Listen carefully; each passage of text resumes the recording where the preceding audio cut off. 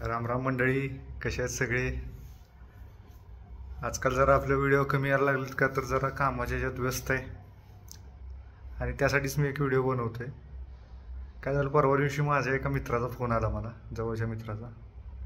तर तो मला म्हटला की बाबा तू आजकाल मला फोन करत नाही, आम्हाला फोन करत नाही, मेसेज करत नाही, काय नाही, तुला बिझी झालाय. तर हो, जरा थोडा बिझी झालोय, कामाच्या व्यापातनं जरा बिझी आहे त्याच्यामुळं.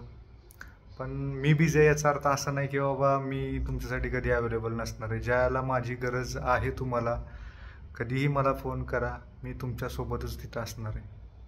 कधीही फोन करा, त्याला मी तुमच्यासोबत असणारच आहे.